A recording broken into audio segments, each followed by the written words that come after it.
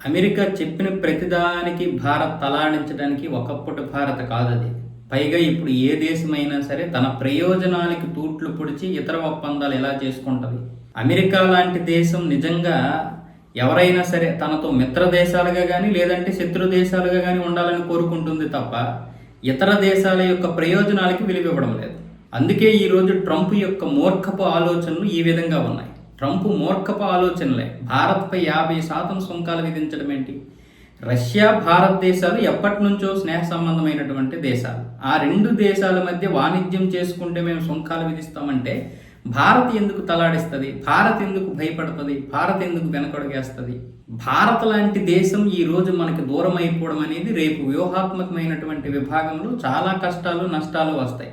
అలాగే మలేషియా దేశం కూడా మనతో ఒప్పందం చేసుకున్నప్పుడు, అంటే అమెరికాతో ఒప్పందం చేసుకున్నప్పుడు తన ప్రయోజనాలని పక్కన పెట్టాల్సి వచ్చింది. ఇది చాలా ఇబ్బందికరమైనటువంటి పరిస్థితి. ఇలాగే ట్రంప్ మూర్ఖపు ఆలోచనలు చేసుకుంటూ వెళ్ళిపోతే అది అమెరికాకే నష్టం. ఇప్పుడనే కాదు, ఇక నుంచి అయినా సరే అమెరికా విధానాలు మారాలి. అది ట్రంప్ అయినా కావచ్చు, ఇంకొకరైనా కావచ్చు, ఎవరైనా సరే. ఈ ట్రంప్ తీసుకొస్తున్నటువంటి విధానాల వల్ల రేపు అమెరికా తీవ్రమైనటువంటి నష్టంలోకి వెళ్ళిపోతుంది.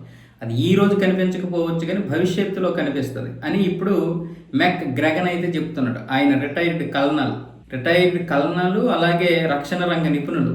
ఈయన చెప్తున్నారు ఆ మాట. ఎవరికి? ఒక ఇంటర్వ్యూలు ఇస్తూ మాట్లాడుతున్నారు. అయినా సరే ట్రంప్కి బుద్ధి వస్తుంది అంటే.